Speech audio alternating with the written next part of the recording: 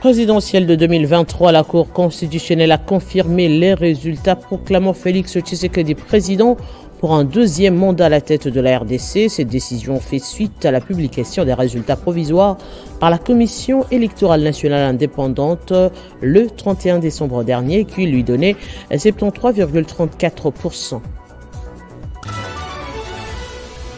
Qui en veut à Jontini Ngobila? C'est la question que se posent ses collaborateurs, et oui, pour collaborateurs du gouverneur de la ville de Kinshasa. Après cette destitution à l'Assemblée provinciale pour le cabinet, ceci devient un acharnement contre la personne de Ngobila qui, pour l'instant, est présumé innocent. En sport, on va faire le point des préparatifs de la Coupe d'Afrique de Nations Côte d'Ivoire 2023 avec Christian Bokaya.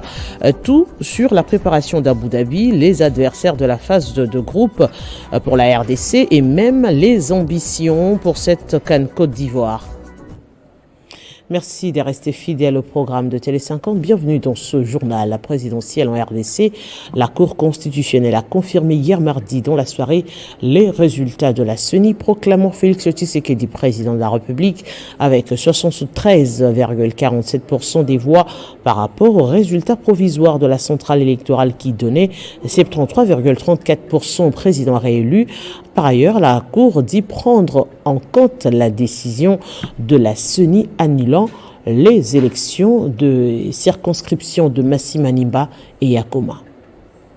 Avec cette décision de la Cour constitutionnelle, la page de l'élection présidentielle se ferme. Félix Tshisekedi entame son deuxième mandat de 5 ans à la tête du pays. Un mandat de la seconde chance pour plusieurs, pour l'homme qui promettait à ses compatriotes en 2018 un état des droits où la séparation des pouvoirs sera une réalité. Dans son arrêt mardi dans la soirée, la Haute Cour valide les résultats provisoires publiés par la Commission électorale nationale indépendante, proclamant la victoire de Félix Tshisekedi avec 73,47% des voix par rapport aux résultats provisoires de la CENI avec 73,34%. Conséquence, proclame élu à la majorité des suffrages exprimés, président de la République démocratique du Congo, Monsieur Tshisekedi Tshilombo Félix Antoine. En ce qui concerne la sollicitation par Théodore Ngoï de l'annulation des scrutins, la Cour constitutionnelle rappelle qu'elle ne peut annuler les résultats du vote que lorsque les irrégularités rapportées ont pu avoir de l'influence déterminante sur les résultats ou les scrutins. La simple violation de la loi ou une irrégularité ne peut perturber l'ordre d'arrivée des candidats. En outre, ajoute la Cour, l'écart qui sépare le requérant au président élu est énorme. Théodore Ngoï a en effet obtenu 4139 voix, soit 0,2%, alors que Félix Tshisekedi a obtenu 13 125 366 voix, soit 73,34%. Et la requête de David Mpala demandant l'annulation des élections a été simplement déclarée irrecevable pour défaut de qualité.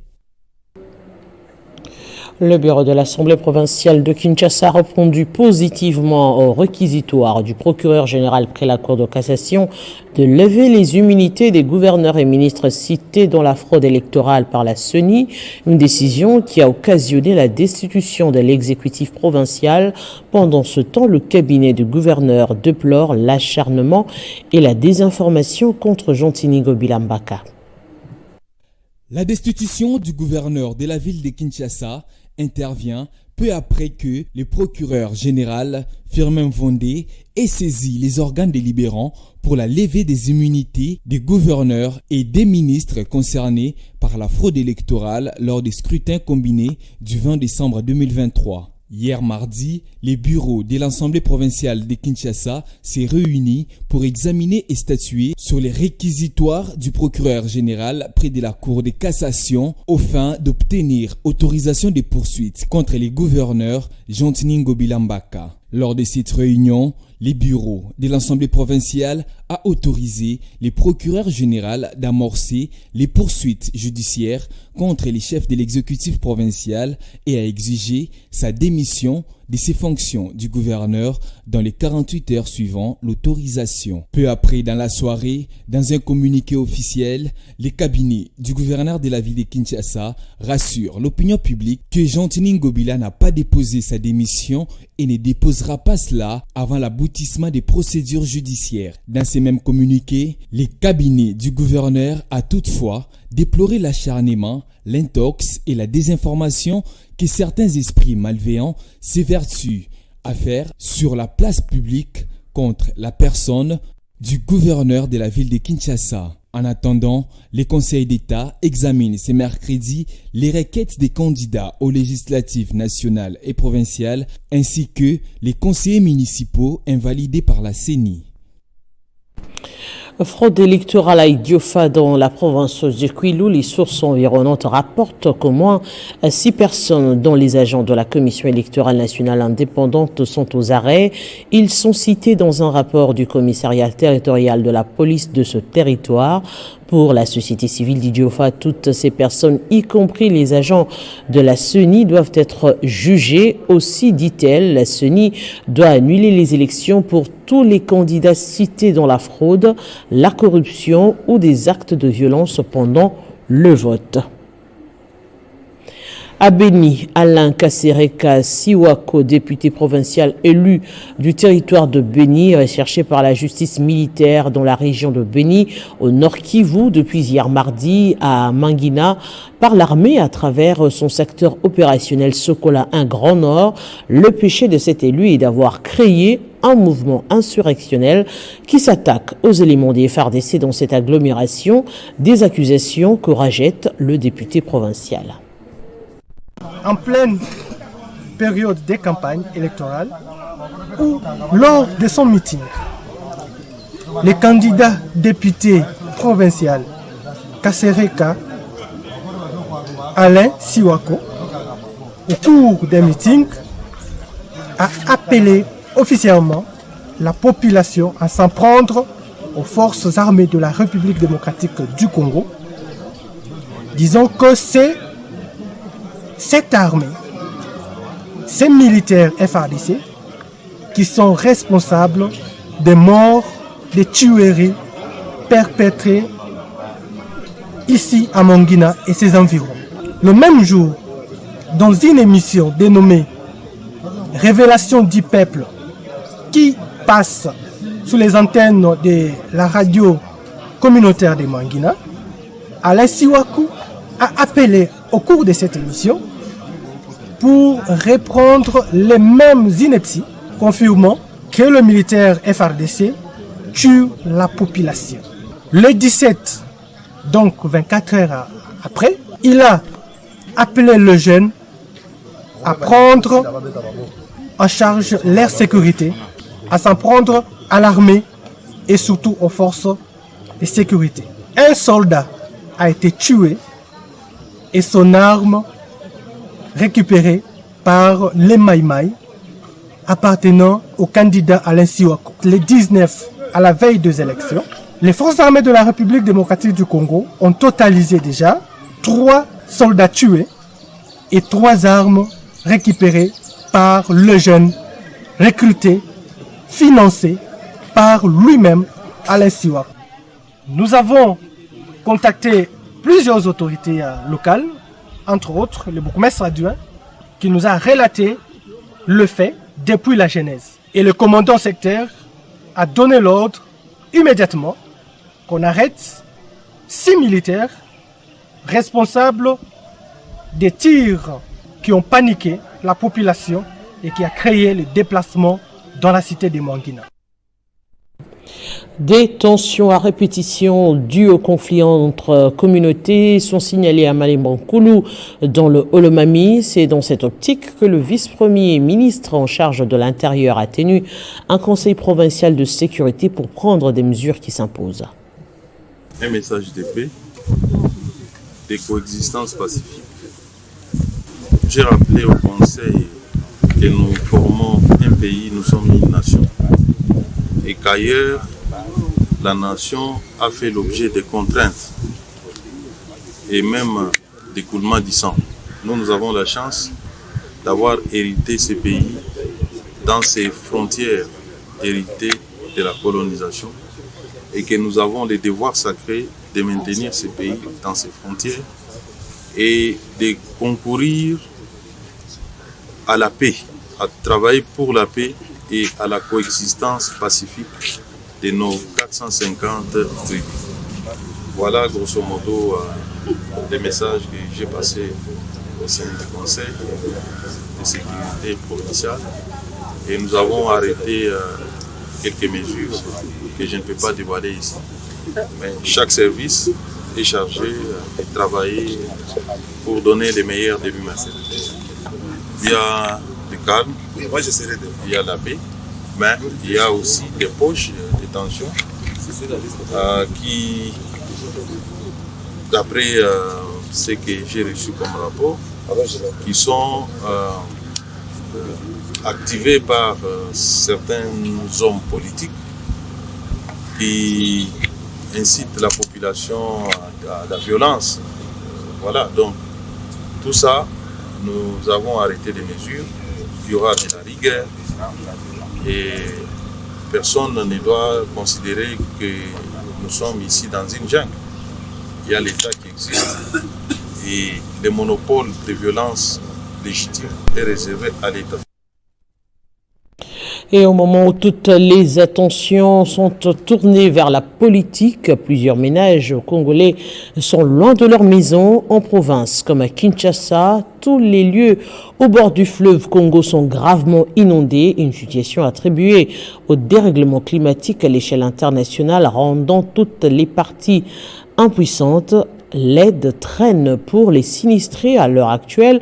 On ne sait même pas si elle arrivera. Ochokum et Alain Kandé se sont rendus à Kinsuka, dans le district de Lukunga, où la situation est plus qu'alarmante. Grand reportage. La nature est en train de reprendre ses droits et même de dépasser les bornes dans une ville de Kinshasa capable d'être cotée en dessous de zéro en matière de gestion de déchets et de respect de règles urbanistiques. Depuis plusieurs jours, plusieurs quartiers dans plusieurs communes sont sous l'eau à Kinshasa. Les différents sites où les Quinois avaient pour habitude de se prélasser le week-end, sirotant quelques bières, se sont transformés en scène de Titanic. Les doigts croisés, les investisseurs espèrent que ce film d'horreur prenne vite fin.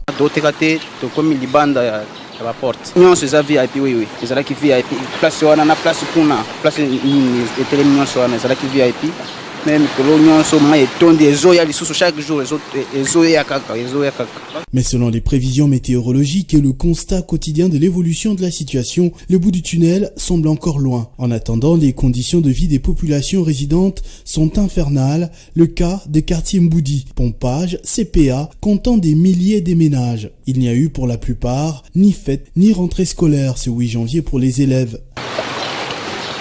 Le carré Grèce, englouti sous l'eau, le seul moyen pour quitter le quartier est le seau de mouton, construit dans la difficulté il y a 5 ans, si pas quelques pirogues de fortune. Ce père de famille, qui se présente comme un colonel des forces armées de la RDC, est contraint de fuir d'ici quelques jours, vu l'évolution de la situation. Nous l'avons trouvé en plein déménagement.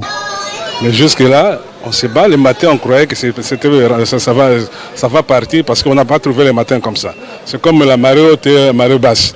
Vers 10 heures, on a encore vu la remontée des eaux. C'est pourquoi nous sommes comme ça, dans cet état ici. L'explication que j'ai maintenant là, on me dit que c'est le réchauffement climatique. Mais moi, je considère jusqu'à présent ici comme étant une inondation, comme ça se fait de temps en temps. Mais c'est la toute première fois que ça arrive. Ça n'a jamais arrivé à ce niveau ici. Le pape François a évoqué cette catastrophe naturelle dans son homélie du dimanche 7 janvier. En province, cette montée des eaux du fleuve a causé des pertes en vies humaines et des dégâts matériels pas encore chiffrés. Du côté de l'État, la situation a été évoquée en Conseil de ministres après le communiqué de la Régie des voies fluviales. Mais d'après Guy Kajemba, coordonnateur national du groupe de travail du climat, il n'y a pratiquement rien à faire, si ce n'est payer la dette après le banditisme environnemental toléré depuis des générations. Donc les changements climatiques, les dégâts du climat, c'est partout au monde. Mais même si on est très développé, on ne peut pas dire ces questions-là. Maintenant, il y a deux choses qu'il fallait faire. D'abord, l'information à temps. C'est-à-dire les chercheurs devaient déjà prévenir les communautés pour qu'ils prennent les dispositions, d'une part. D'autre part, l'État lui-même qui est responsable, il ne devait pas employer des parcelles dans ce type-là. Des scènes vécues également de l'autre côté de la ville où les pirogues ont remplacé les taxis-motos pour les familles qui peuvent encore avoir accès à leur domicile. Elles naviguent sur des eaux absolument pas hygiéniques, exposant la population à diverses maladies. Ici, à quelques pas seulement du centre-ville de Kinshasa, Gombe, siège des institutions. Dans un autre chapitre, le collectif des parlementaires debout de l'UDPC a honoré le PCA de l'ONEM Yannick Lumbu par un diplôme de mérite dénommé Nazali Molongi, entendait « Je suis vainqueur » en français. Cette structure du parti présidentiel se dit être convaincue des valeurs et actions de ce dernier dans le secteur de l'emploi et dans la proposition de plusieurs lois à l'Assemblée nationale en tant que député à la législature de 2018-2023. Ils continuent d'honorer ceux-là qui se démarquent par leurs œuvres sociales et initiatives qui cadrent dans la vision du chef de l'État, le peuple d'abord. Cette fois-ci, les collectifs des parlementaires debout de l'UDPS Tshisekedi ont jeté l'air dévolu au député national Yannick Lumbu, PCA de l'ONEM, de par ses valeurs et actions dans le secteur de l'entrepreneuriat et dans la proposition de plusieurs lois pour l'intérêt du pays. Contrairement à ce que les autres disent et pensent, nous ne sommes pas seulement pour dénoncer les antivaleurs, et également nous encourageons toute personne ayant bien travaillé pour l'intérêt de la République démocratique du Congo, et c'est tout aussi la vision du chef de l'État. Par nos enquêtes et investigations, nous avons constaté que vous étiez l'initiateur de plusieurs projets. Représenté par son assistant principal, qui reçoit aux mains du président du collectif Moïse Tshisanda le diplôme de mérite dénommé Nazali Molongi. Un mot de remerciement pour cette marque de reconnaissance. Je vous rassure d'œuvrer davantage dans la promotion de l'emploi et surtout dans la matérialisation de la vision du chef de l'État, son Excellence Félix Antoine Tshisekedi Tshilombo, qui est bien entendu axé sur le peuple d'abord. Et il sera toujours au côté du peuple pour asseoir cette vision. Merci infiniment. Le collectif des parlementaires debout de l'UDPS Tshisekedi est une structure d'appui des organes de base du parti. Allez, on va parler sport. Plus que 3 jours nous séparent du coup d'envoi de la 34e édition de la Coupe d'Afrique des Nations Côte d'Ivoire 2023. Entre-temps, les Léopards profitent de leur préparation à Abu Dhabi pour se lancer avec force. Les Fauves congolais vont affronter tout à l'heure en amical les étalons du Burkina Faso. Question de finir en beauté leur stage. On fait le point ici sur ce plateau avec Christian Bokaya, journaliste sportif maison. Bienvenue à vous. Bonjour Arlette, merci beaucoup. Toujours un réel plaisir puisque la dernière fois c'était en 2019 qu'on a partagé un même plateau. Ah oui, ça fait longtemps. Alors, on fait le point justement en ce qui concerne la Coupe d'Afrique des Nations Côte d'Ivoire 2023. Est-ce que les Léopards sont prêts pour cette compétition? Est-ce qu'ils sont prêts? Je dirais non, je dirais oui. Pourquoi oui? Puisqu'ils sont allés se préparer à Abu Dhabi. Nous sommes là bien sûr aux Émirats Arabes Unis. On suppose qu'après plus de 8 jours de préparation, ils devraient déjà être prêts parce que la compétition commence dans 3 jours, vous l'avez dit. Est-ce qu'ils sont prêts? Je dirais non, parce que ce n'est pas à moi, Christian, en tant que journaliste, de le dire, mais c'est au sélectionneur de voir son groupe, tout ce qui a été fait. Est-ce que ces fauves sont déjà prêts pour aller à la bataille? Bref, Sébastien Desabre, jusqu'à ces jours, se montre plutôt optimiste pour la compétition qui arrive. C'est vrai que nous venons de loin, on a vu comment est-ce qu'on s'est qualifié, je dirais même de façon miraculeuse. Mais à ce stade, on peut dire à 80% que les Léopards sont prêts pour la bataille. Reste à savoir s'ils vont vraiment assumer leur statut, même si dans ce groupe-là, il faudra le rappeler qu'ils ne sont pas favoris. Alors, peut-on jauger le niveau de l'équipe à l'issue de ces 2 matchs amicaux? Oui, on peut jauger les niveaux de l'équipe nationale à l'issue de ces 2 matchs de fixation. Déjà que contre l'Angola, on a fait match nul. Jusque-là, Sébastien, quand il faut voir comment est-ce qu'il joue en amical, il ne gagne pas trop. C'est un peu le profil des Jean-Florent Ibenge Kwangé. Jean, il vous cache son système lors de matchs de fixation, mais lors de matchs officiels, il présente un autre visage. À ce stade, oui, on peut aussi jauger les niveaux. C'est vrai que l'équipe sera un tout petit peu, bon, pas diminuée puisque c'est pas un 4.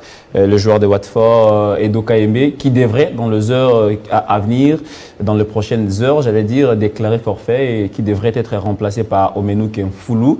Les niveaux, on les saura. Après, peut-être le match des étalons, c'est le match de tout à l'heure. Si on fait un résultat positif, on pourra se dire, oui, voilà, l'équipe est maintenant prête, les joueurs sont au top, il n'y a pas de pépins physiques, il n'y a pas de joueurs à l'infirmerie. Disons-le quand même, l'on reproche également à des sabres d'avoir plus misé sur de nouvelles têtes que sur l'expérience et les anciens joueurs. Alors, il n'a pas voulu se compliquer la tâche. Déjà, s'il faut voir les éliminatoires de la CAN, il a pris le temps de bâtir une équipe et c'est cette équipe-là qui devrait aller avec en Côte d'Ivoire. D'ailleurs, on a tenté de lui poser la question si vraiment si la RDC saura faire quelque chose lors de cette CAN. Il nous a rappelé ses passés puisqu'il faut toujours se dire, Sébastien n'avait pas signé pour la CAN. Il avait paraphé un contrat ou signé un contrat avec la nation congolaise pour qualifier la RDC à la Coupe du Monde. Donc la CAN reste un bonus, mais est-ce qu'on fera mieux? On a tenté de poser la question à Sébastien Desabre. Si on peut l'écouter, même pendant, je crois, 30 secondes, écoutez ce qu'il lui pense de la CAN, là, considérée un tout petit peu comme bonus. Alors, on l'écoute. Maintenant, on sait aussi que nous, on a des qualités, on a des joueurs qui jouent dans des bons clubs, on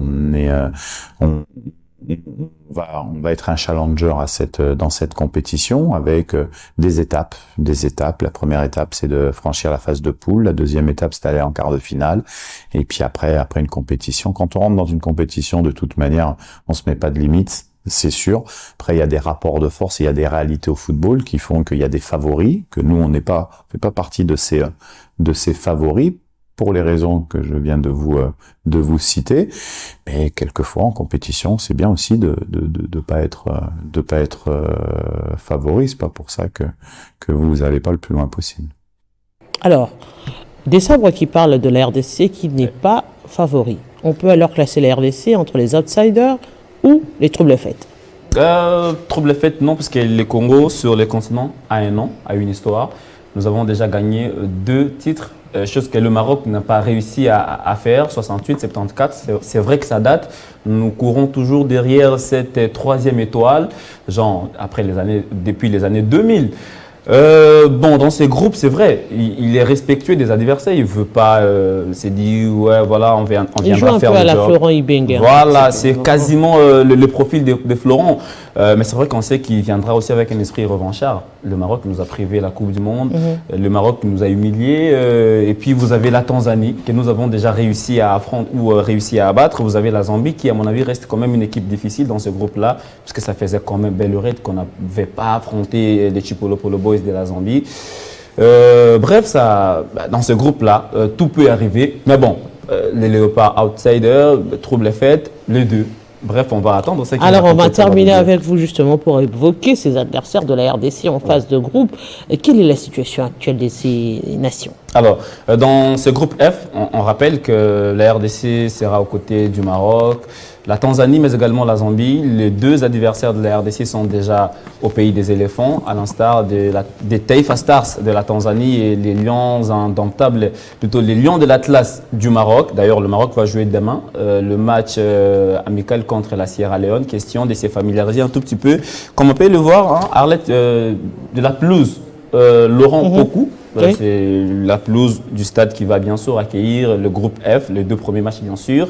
Et puis il y a la Tanzanie qui s'entraîne là, mais la RDC va quitter Abu Dhabi les 12 pour rejoindre ou rallier San Pedro. Question aussi de s'entraîner sur cette pelouse-là. C'est vrai que on dit quoi, la pelouse, la qualité de la pelouse de Dubaï ou d'Abu Dhabi. Question de s'acclimater en tout petit peu. Voilà, s'acclimater sur place, question d'être prêt. Parce que jusque-là, il faut dire, les nations qualifiées, bien sûr, pour cette phase finale, continuent d'arriver en Côte d'Ivoire. La RDC fera autant les 12. Bref, les Léopards veulent venir faire quelque chose d'intéressant, même si, là il faudra le rappeler, il ne faudra pas faire autant de pression à la sélection, laissons le joueur se préparer, parce qu'il y a quand même beaucoup de débats autour du voyage, les délégations qui sont très déchirées. ne crispons pas le joueur puisque la compétition sont dans quelques jours et mettons les Léopards dans des très bonnes conditions.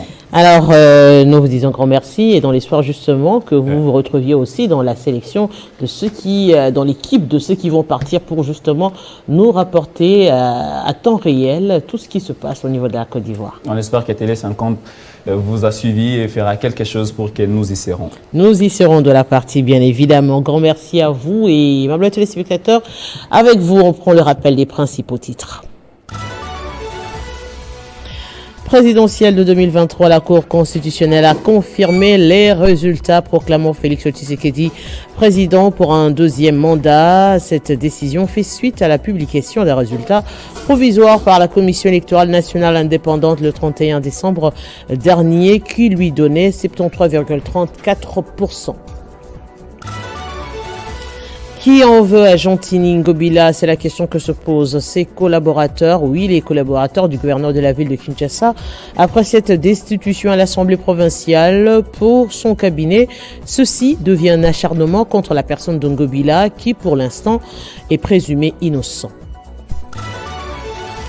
En sport, on a fait le point des préparatifs de la CAN avec Christian Boukaya, tout sur la préparation d'Abu Dhabi, les adversaires de la phase de groupe et même les ambitions de la RDC pour cette CAN Côte d'Ivoire 2023.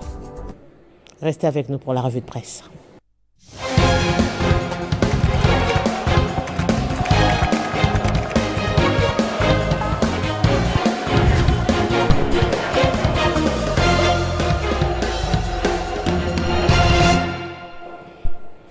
Et oui, il s'ensuit de Christian. Cette fois-ci, c'est Christian Kalonji pour les titres parus ce mercredi dans les journaux, mais aussi en ligne. Bienvenue à vous, Christian Kalonji. Merci beaucoup Arlette, merci à tous ceux qui nous regardent et partout dans le monde. Mais, comme vous le savez, Arlette, une grande décision a été prise par le procureur général après la Cour de cassation. Comme on peut le lire sur ce titre de Politico.cd, 82 candidats invalidés, interdits de quitter le pays. La justice congolaise, donc, veut voir clair sur ce dossier brûlant. Pour ce faire, une lettre a même été déposée à la CENI pour transmission de tous les rapports sur les accusations faites contre ces candidats. C'est donc un dossier à suivre, Arlette. Oui, à suivre. Et puis la gouverneure du Lualaba, pendant ce temps, félicite la réélection de Félix Tshisekedi à la tête de la République démocratique du Congo. C'est d'ailleurs le titre qui fait la une du magazine Réel News, comme vous pouvez le découvrir depuis la maison avec moi. Je cite, Marie-Thérèse Masuka Saini se félicite de la réélection de Félix Antoine Tshisekedi Tshilombo, fin de citation. Il faut dire qu'elle est parmi les personnalités de l'Union sacrée qui ont mouillé le maillot pour une victoire écrasante de Félix Tshisekedi à la magistrature suprême, chose qui a d'ailleurs été faite, 73%.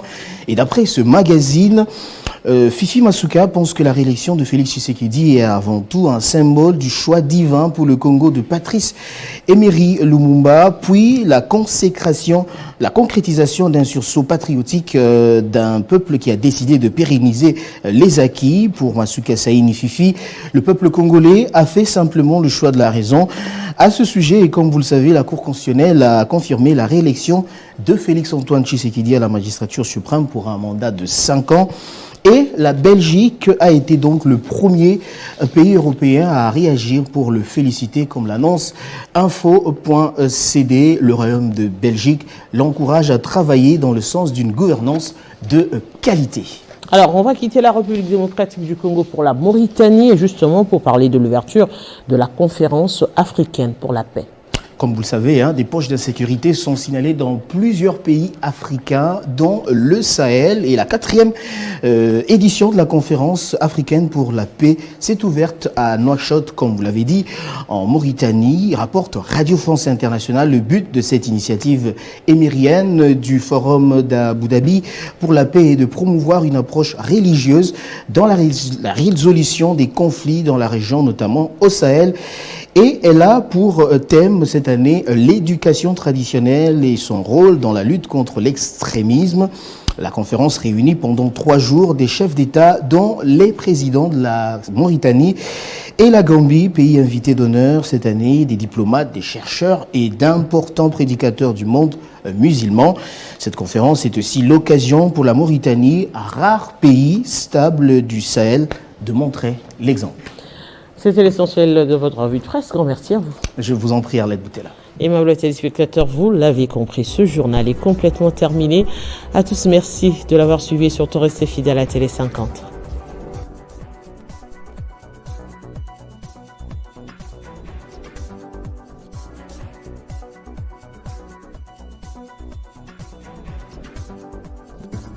Retrouvez toute l'actualité en continu sur www.tele50.cd.